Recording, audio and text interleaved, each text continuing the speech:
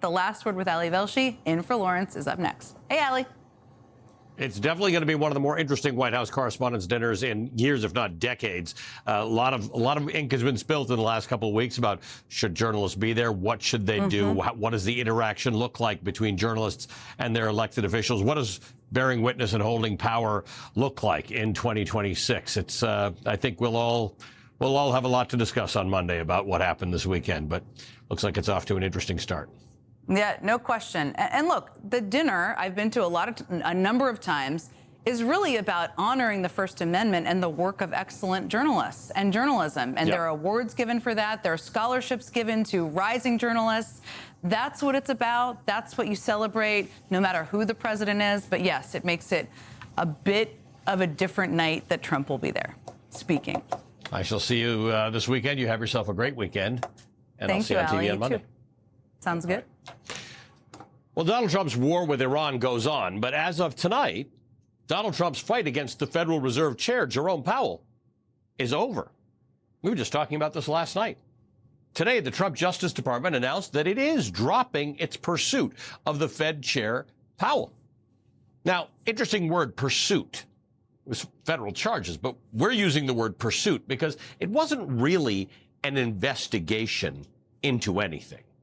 And that's according to a federal judge who last month blocked the Justice Department's subpoenas of Powell, writing in a 27-page ruling, quote, "There is abundant evidence that the subpoena's dominant, if not sole purpose is to harass and pressure Powell either to yield to the president or to resign and make way for a Fed chair who will." On the other side of the scale, the government has offered no evidence whatsoever that Powell committed any crime other than displeasing the president, which is interesting in 2026. Do we think about that? Do you think about pleasing the president or displeasing the president as possible criminal behavior or favorable behavior? You may remember that Donald Trump appointed Jerome Powell to lead the independent Federal Reserve during his first term. He subsequently blamed Biden for appointing Powell to the chairmanship of the Fed, but that was an absolute Trump lie. Trump himself elevated Federal Reserve, the board member, Jerome Powell, into being the chair. But this term, with inflation already high and Trump tariffs and Trump's war in Iran sending prices yet higher, Donald Trump's tried to shift the blame to Powell for not cutting interest rates fast enough. And with polls showing that voters who are mad about high prices and the economy blame Donald Trump, not Jerome Powell, Donald Trump tried to pressure Powell into cutting the rates. He threatened to fire him, but he's the head of an independent federal agency, not a government department. So firing him without cause might have been illegal.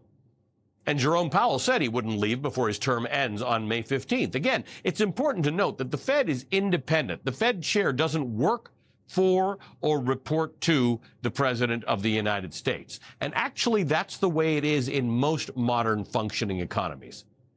But last summer, Trump attempted one of his tried and true tricks. He tried to lie, with the cameras rolling, about the Fed's $2.5 billion building renovation, and Jerome Powell was having none of it. So the 2.7 is now 3.1. I'm not aware of that. Yeah, it just came out. Yeah, I haven't heard that from anybody at the Fed. You're including the Martin renovation. You just added our entire capital. Yeah, you just added in a third building is what that is. That's a third building. Well, no, but it's a building that's being built. No, it was built 5 years ago. It was built 5 years ago. Jerome Powell was not afraid to fact-check Donald Trump live on television at the federal construction site wearing hard hats. Imagine if anyone around Donald Trump had the mettle that Jerome Powell showed that day. Compare that to this.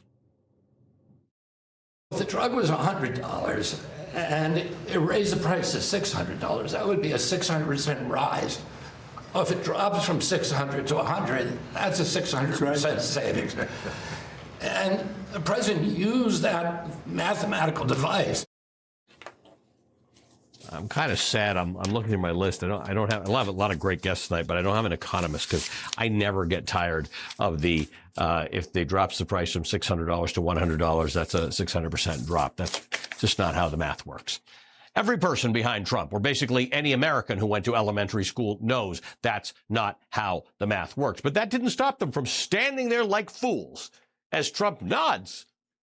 Donald Trump attacked the Fed's independence every single day of Jerome Powell's tenure, and every single day Jerome Powell ignored Donald Trump's threats and stood up to him. And while U.S. Attorney Jeanine Pirro dropped her investigation into Powell, she did say that the Federal Reserve's Inspector General would now be investigating the renovation costs and would issue a, quote, comprehensive report in short order. That's, by the way, what Inspector Generals are supposed to do. That's actually what they do every day of their lives. They wonder whether their departments are spending money in the best interests of taxpayers.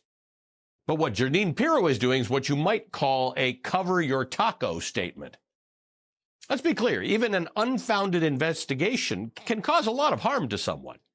But faced with a Trump DOJ criminal investigation and Trump's incessant bullying, Jerome Powell just never flinched. Neither did the retiring Republican Senator Thom Tillis, who said he would block Powell's expected successor, Kevin Warsh's nomination, until the Justice Department dropped the investigation into Powell. And while Tillis is often a day late and a dollar short when it comes to Trump, he actually held to this one. The problem that I have here is that we had some U.S. attorney with a dream, or assistant U.S. attorney, thinking it would be cute to bring Chair Powell under an investigation just a few months before the position was going to be open. This happened this year.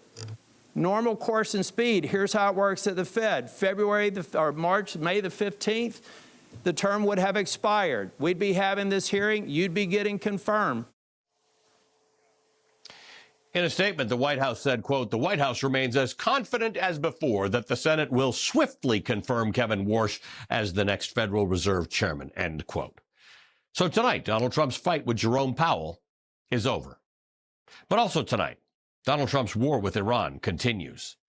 This news comes as Donald Trump is sending the dynamic duo of Special Envoy Steve Witkoff and government volunteer or whatever, Jared Kushner, to Pakistan tomorrow for peace talks with Iran, but without the one senior person in the administration who actually seems to want this war to end, J.D. Vance. It's the first in-person meeting between the U.S. and Iran since Donald Trump told MS Now yesterday that Iran has, quote, no idea who their leader is.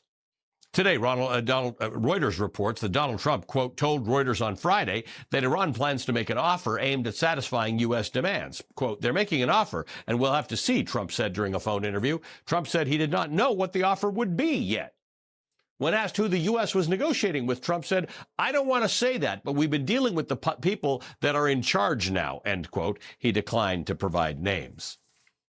The New York Times spoke to 23 people in Iran, including senior officials, members of the elite Revolutionary Guard, which is thought to control much of both the military and the economy, and they spoke to those with ties to the Khamenei family for an article titled A New Era and New Leadership, the Generals Who Are Running Iran. In it, the New York Times reports, quote, Ayatollah Mojtaba Khamenei, the son of Ayatollah Ali Khamenei, is an elusive figure who's not been seen and whose voice has not been heard since he was appointed in March. Instead, a battle-hardened collective of commanders in the Islamic Revolutionary Guard Corps and those aligned with them are the key decision makers on matters of security, war, and diplomacy. Mojtaba is managing the country as though he's the director of the board, said Abdulreza Davari, a politician who served as senior advisor to Mahmoud Ahmadinejad when he was president and knows Mr. Khamenei. Quote, he relies heavily on the advice and guidance of the board members, and they collectively make all the decisions, end quote, Mr. Davari said in a phone interview from Tehran. The generals are the board members, he says. Leading off our discussion tonight is the Congressman Adam Smith of Washington State. He's the top Democrat on the House Armed Services Committee. So while I have much to talk to you about, Congressman, I do want to start with Iran because on one hand, it's a stupid war that we shouldn't be involved in. On the other hand, real people are dead because of it. Real American service members, real Iranians who had nothing to do with this war, Israelis, people across the Gulf states, in our allied countries. Real people are dead because of a stupid war that nobody can explain. Yeah, no, I mean, that's an excellent summary. You've got the war between Lebanon and Israel that has spiked. You've got a war now between the Shia militias in Iraq and Kurdistan that has spiked, all because we stumbled into a war without any clear idea of what we were going to accomplish or how to get out of it.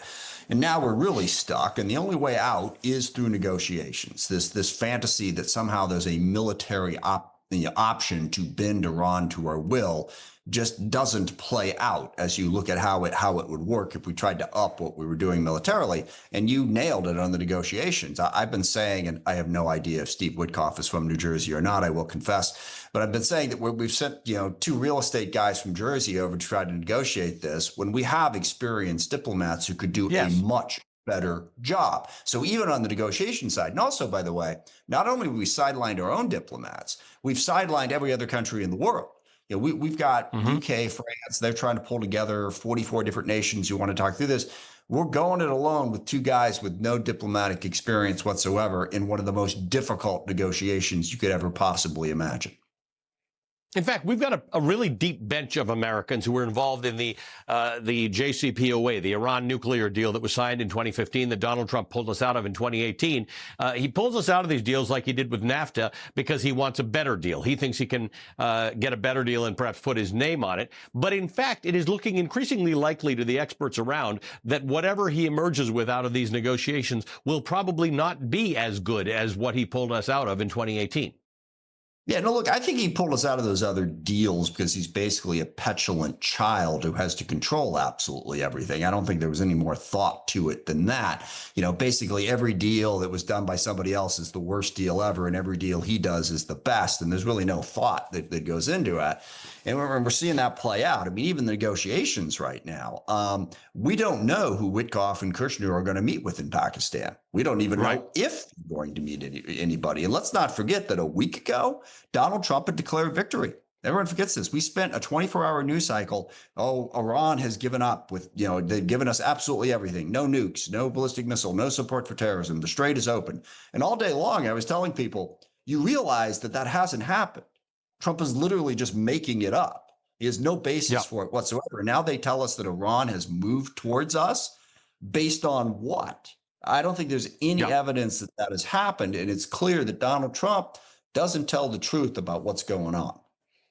Yeah, I mean, it's not hard journalism work. When Donald Trump says it's over and the Strait of Hormuz is open, I can open a free app on my phone and tell you what's going through the Strait of Hormuz and what isn't. That said,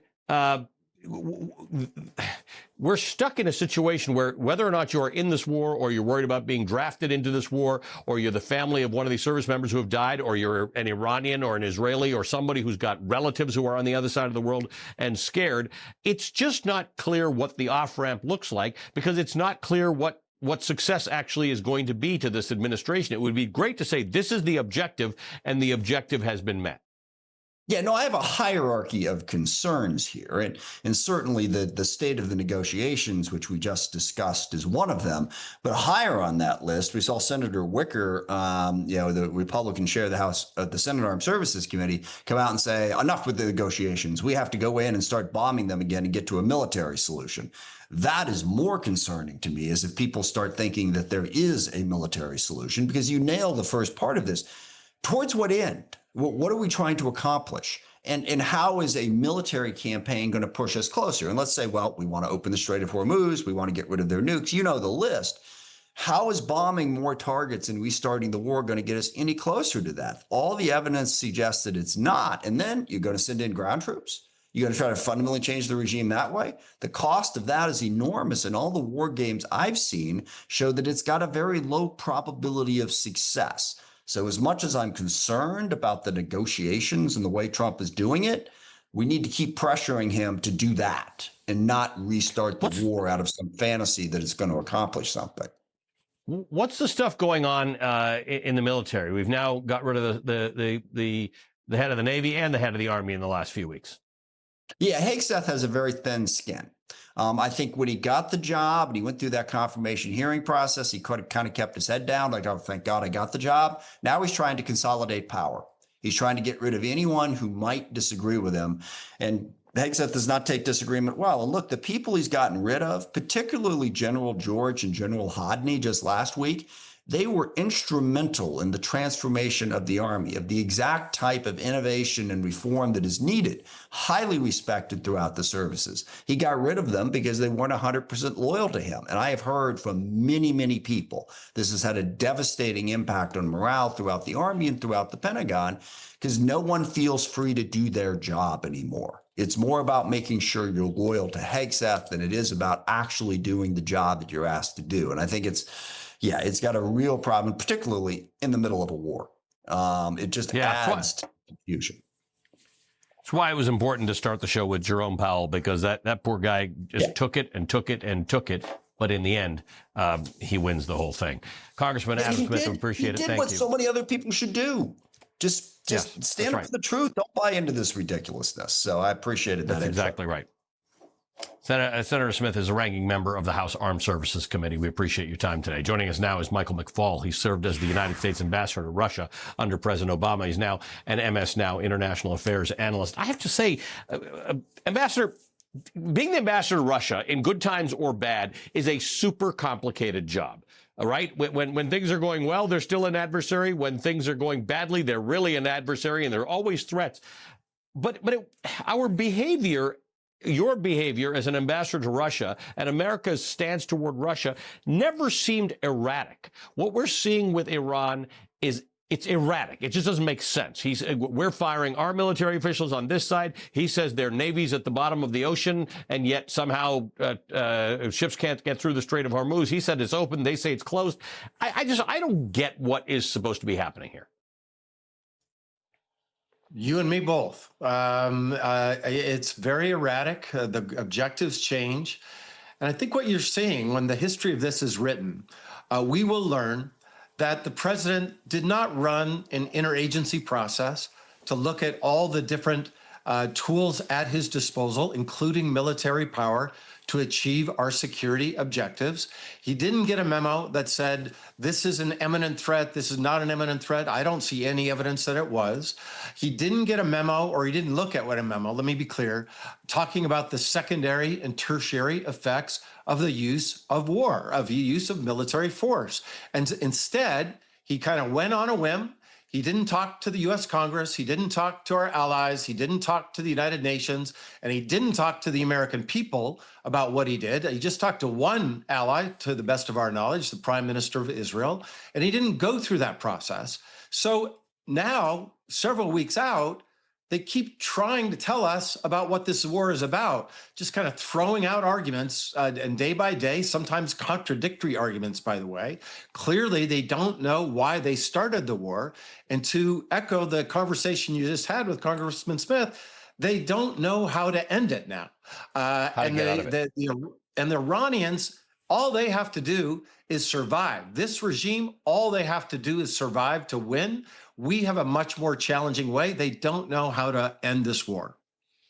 So in the situation as it relates to Russia, you've got Sergei Lavrov there, who is thought of as almost a sort of a dean of the diplomatic corps. You can like the Russian government or hate the Russian government, but they are very skilled in their negotiation and their stagecraft. The Iranians are the same way. Abbas Araghchi is their foreign minister. Before that, it was Javad Zarif.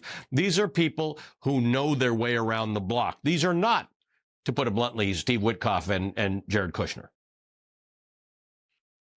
Yeah, I think I'm so glad you're talking about this again, because I do not understand why these two gentlemen are doing the job of the Secretary of State, the Undersecretary of State, the National Security Advisor, the Treasury. I mean, if you go back and you look at all of the people that were involved in the negotiation of the JCPOA, sometimes called the Iran nuclear deal, it was a giant army of people, many of people I knew well. And also, it was other diplomats from other countries. It wasn't just the United States and Iran. It was the P5+1. They have none of that.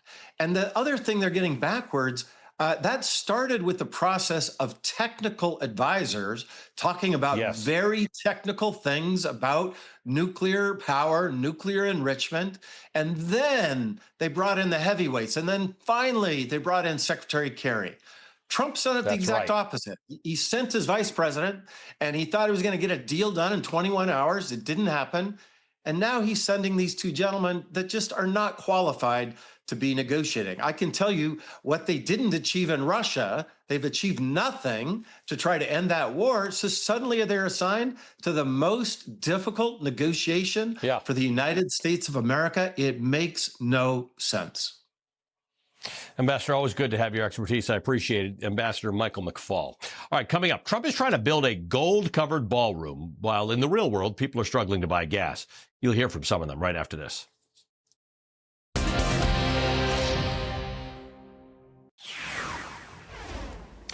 Tonight, Donald Trump's back at his Florida club. He's hosting the Republican retreat there, and I doubt the Republicans got it at a discount. Meanwhile, back at the White House, Trump has left behind a hole, literally.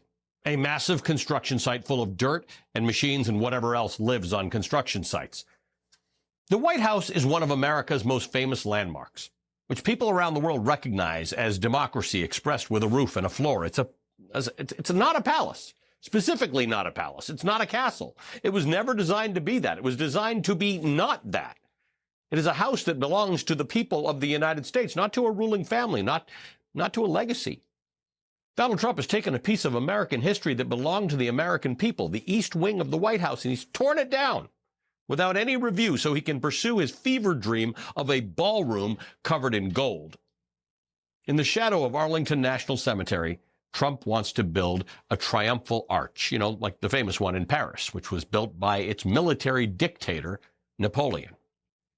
Trump's focus on monuments to himself is ironic, since the number of Americans who disapprove of the job he's done handling the cost of living is now a monumental 76%. 76%.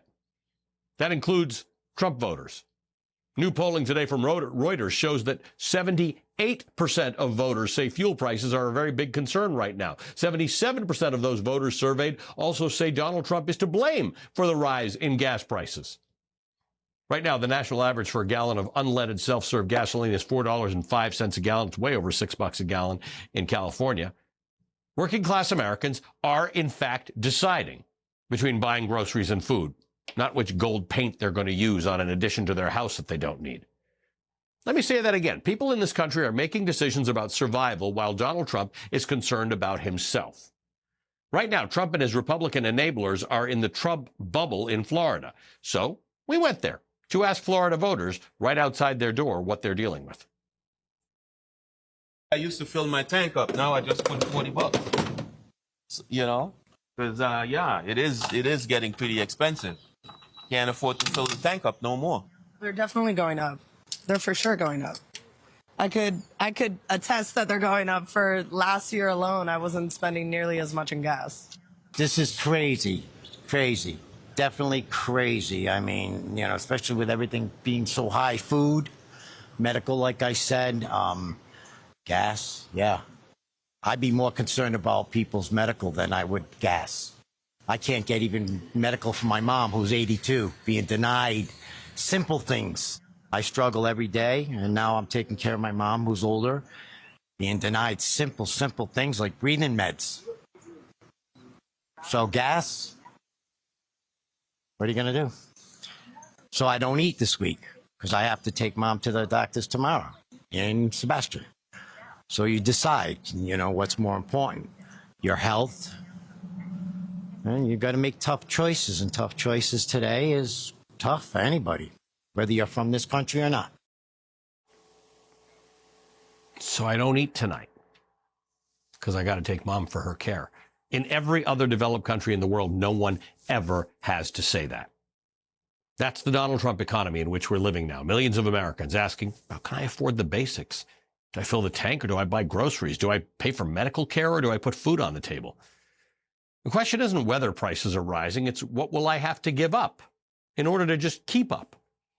The Florida Senate candidate, the retired Colonel Alexander Vindman, just wrapped up a town hall with voters in Tampa where he heard directly from those voters. Alexander Vindman joins us now. He also served as the Director for European Affairs at the National Security Council during the first administration. Colonel, what are you hearing? Well, Ali, it's great to be on with you. I'm really grateful for you being able to put those voices on. That's what I'm hearing on the streets. I've crisscrossed the state. I started a statewide tour on Monday, went from down south in Miami all the way up to Tallahassee. I did my filing to run for the U.S. Senate, and then went back down to Miami, and now through Orlando into Tampa. Hearing this everywhere, people are struggling. The gas prices is the most evident component that's occurred over the course of weeks. People have seen $1 or more surge in prices, and now it's a question on top of a housing crisis. Housing costs are too high. We have the highest insurance in this rates in the country. Medical care costs are too high. They skyrocket after the Republicans cut Affordable Care Act subsidies. Now they got into this war that's creating like huge costs on gas, but it's going to have an impact on everything because fuel and petrochemicals tie into everything. So it's just putting a massive crunch on ordinary people while Donald Trump and the Republicans are at Mar-a-Lago talking about building town halls, gilded town halls, talking about things that are completely irrelevant to everyday life here in Florida. So deeply misaligned priorities, and they're going to pay for it. How does that resonate with people? Because this is first of all, a state where people do drive a lot. Like not driving in many parts of Florida is not optional, so they drive a lot. There are a lot of Trump supporters in there. We're now seeing Trump disapproval numbers in the 70s, which means it's people who voted for Trump who are actually saying that on the key things that he ran on, including immigration and the economy, they don't approve of how he's doing it. He didn't run on the Iran war. He actually ran against not having wars. And now we've got this, which is directly responsible for the price of gas. Are people making the connection between the fact that this doesn't have to be this way? They are. They're making this. This is why this race and a whole host of races around the country, all the places that were overlooked as out of play for Democrats are completely in play because it's the entire political spectrum from Democrats to Republicans and independents that are frankly not really paying attention to politics. They could care less about Democrat or Republican. They're more concerned about who's going to deliver for them. They're looking for folks that'll be a fighter in their corner. And there's a pretty stark contrast between folks like myself and other veterans that have been public servants delivering for this country and the career politicians that are part of the problem. It's not just Donald Trump. It's those career politicians like my opponent that are happy to sign on to wars overseas, chaos, tariffs, all these other inputs. So there is a clear tidal wave coming against these Republicans. It's people power. Whatever they're doing, whatever they're going to try to do, they're going to try to pull the rug out from under us with regards to elections. But it doesn't make a difference. People power is coming for them. They overreached. They made huge mistakes, misprioritized, and they're going to pay for it when the midterms come, like they have at every single election since November 2024. You mentioned the war. I have to ask you about this because I read your book and the books of others around you, the kinds of people who populate the National Security Council, the intelligence arena.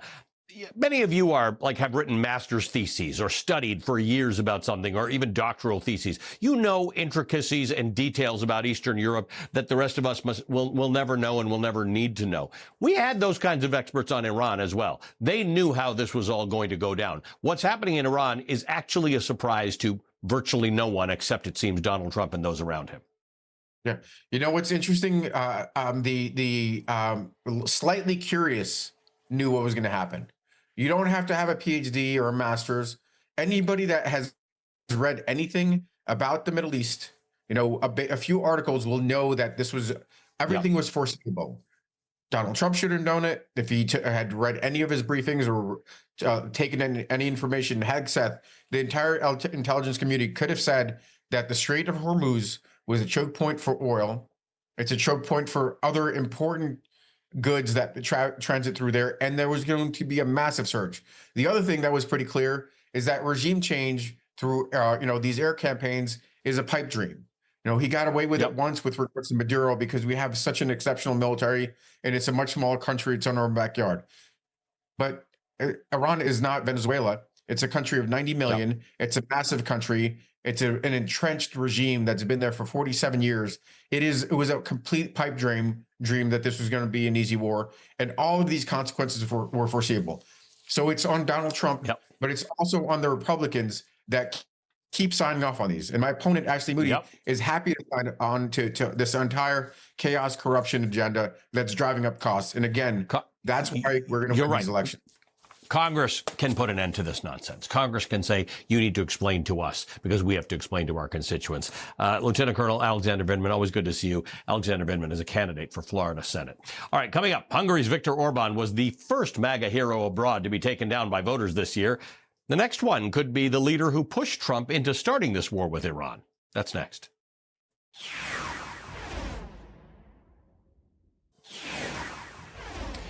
Today, the veteran political analyst Charlie Cook described Donald Trump as an anchor whose unpopularity is pulling down Republican candidates in a hotly contested midterm year. And it seems that a Trump endorsement isn't helping his friends overseas either.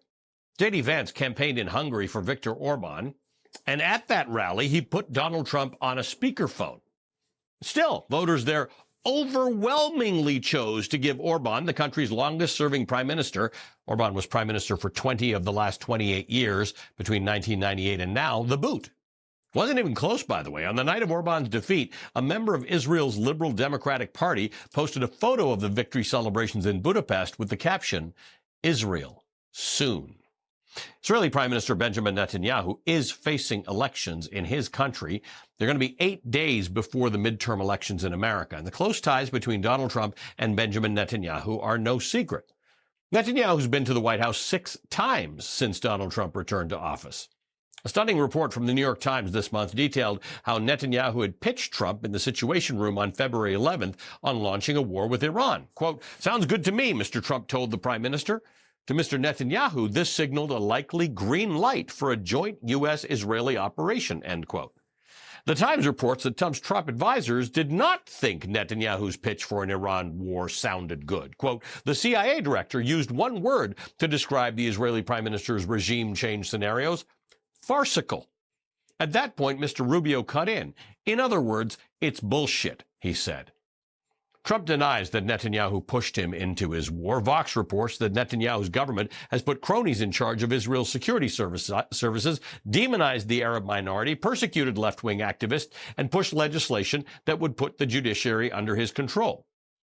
He's currently on trial for corruption, with the most serious charges stemming from a scheme to trade regulatory favors for favorable news coverage from a major Israeli news outlet. President Donald Trump is actively pushing the Israeli president, Isaac Herzog, who holds a ceremonial position, essentially, to grant Netanyahu a pardon.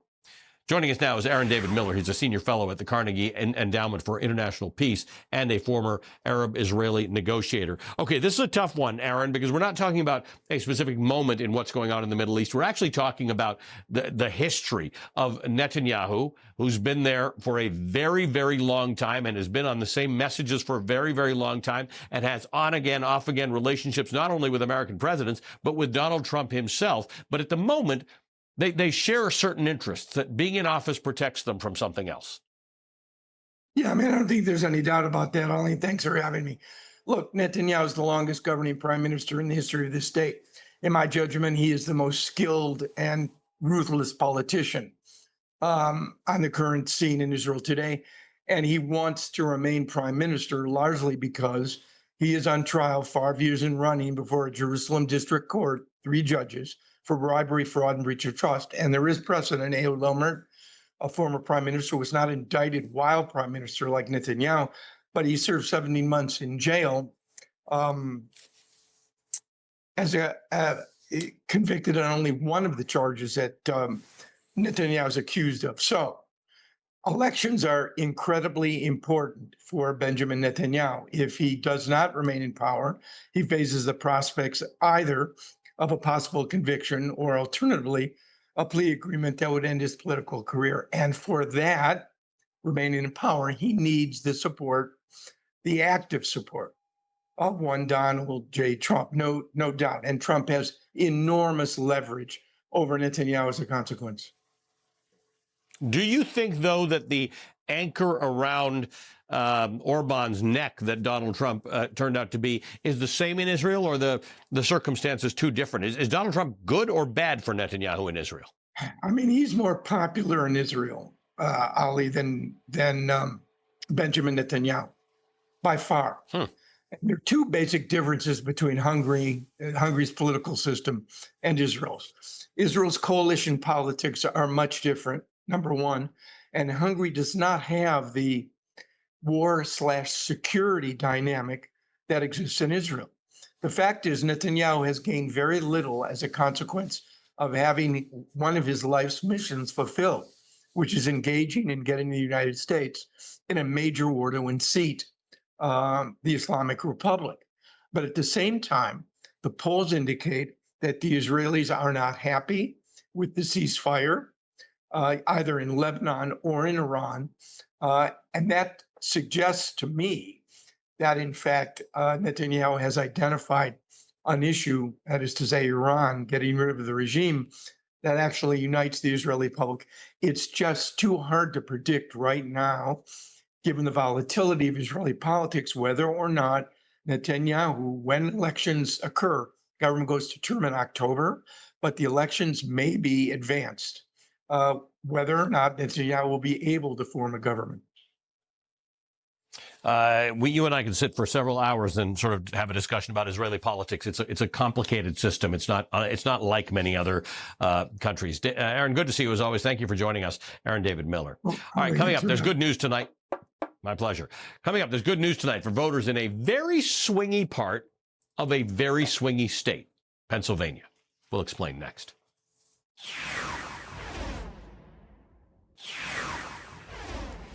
When Donald Trump was first running for president, Americans witnessed something truly un-American. A sitting U.S. president relentlessly, publicly, openly attacking the press. Not just attacking the press, we've seen that before, but actually calling them the enemy of the people. A decade later, Trump and his administration are doing it more than they were the first time around. Freedom of the press is foundational to our democracy. That's why it's the first target of wannabe autocrats and dictators. That's why the founders put it first in our constitutional amendments. A free and robust press protects good government by exposing wrongdoing, abuse of power, and corruption. Local news serves as a vetting system for local candidates who work their way up. Remember, it was local reporters on Long Island who first exposed the disgraced ex-Congressman George Santos long before the national media took any interest in him. News makes sure that voters have access to facts, and local news in this very online era is a connection to the experiences and reactions of real people in their community, as opposed to an algorithm serving up hot takes from a bot farm in Russia. There is good news tonight for the voters of a swingy part of a very swingy state. The Pittsburgh Post-Gazette, founded in 1786, is the largest newspaper covering western Pennsylvania for the 4 million people who live there. The Post-Gazette won a Pulitzer for its breaking news coverage of the Tree of Life synagogue attack in October of 2018. At the start of the year, though, the Pittsburgh Post-Gazette announced that it would cease operations and print its final edition next week, a victim of financial losses and a changing media landscape that all news outlets are dealing with. But just days away from the final issue, the Post-Gazette has been purchased by the nonprofit Venetulis Institute for Local Journalism, and so it will be able to continue reporting on western Pennsylvania without interruption. Joining us is Neil Brown. He's the president of the Poynter Institute. He was the former editor of the Tampa Bay Times. And Andrew Conte is the assistant vice president and managing director of Center for Media Innovation at Point Park University. He is a former investigative journalist at the Pittsburgh Tribune-Review. Welcome to both of you. Thank you for being with us. Andrew, let me start with you, because Pittsburgh, and by the way, this is not unique to Pittsburgh, but Pittsburgh is a major city. It's a major center and one of many in the United States who have suffered from having a robust media into having almost no local media. Well, I don't think that's necessarily true. That's one of the messages here, is that it's no longer just one or two big newspapers that really tell the story of a community. It's a network, an ecosystem of news outlets. And so that's one of the messages here, is that, you know, even if we started the year out with Pittsburgh City paper closing, that's our alt weekly, and then the same owners said they were going to close the Post-Gazette. The reality was we had 40 plus newsrooms all across these 10 counties of southwestern Pennsylvania that are continuing to tell the stories of the region. Neil, is that good enough?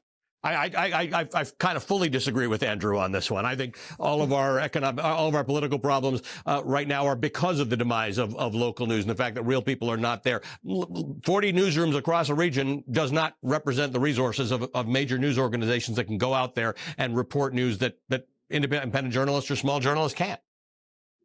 Ali, I'm actually more with Andrew on this than you on the sense that listen, this is good news everywhere, not just in Pennsylvania.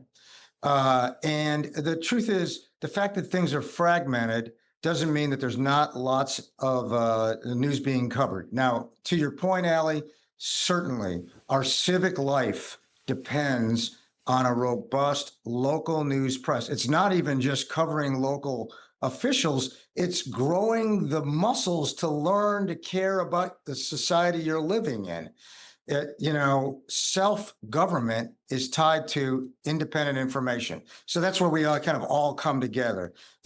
But the key of that, it requires only one big metro, or that the loss of one single organization is the end of local news. That was off. Pittsburgh, actually, before this good news happened, Pittsburgh may not have been all that well served by this very paper that the Baltimore Banner is about to save.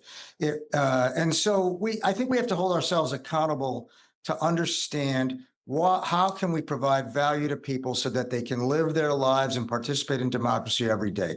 I think that's where the three of us do agree. True, but I still don't agree with both of you on this. Andrew, you talked about the Pittsburgh City paper. Free.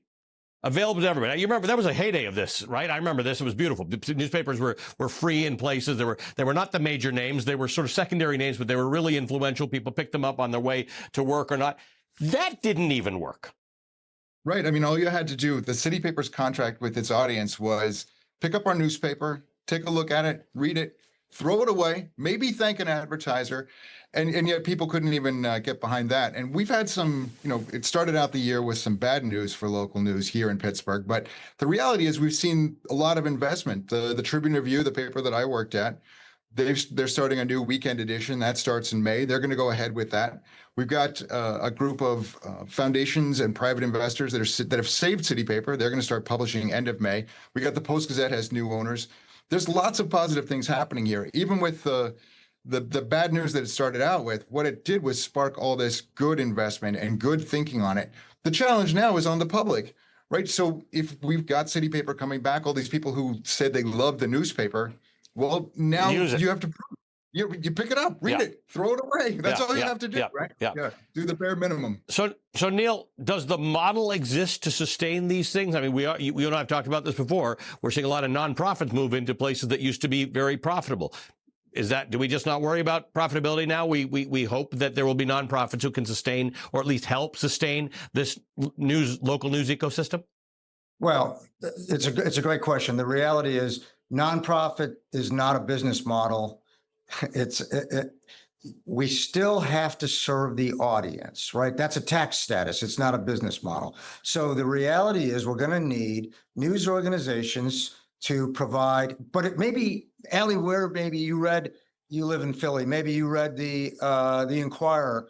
You're now going to have to commit to reading 3 or 4 or 5, including your public media outlet. It's no longer one size fits all. It hasn't been for a while. And I don't think necessarily that's a problem. The audience is going to have to participate some. There's no question about it. Nonprofit status is not a panacea. The marketplace will still decide whether the news organization is providing something of unique value. And if it does, I think we'll be okay. Love you two optimists. I appreciate you coming on the show. Come on, optimism reigns supreme. I'm glad the two of you have it.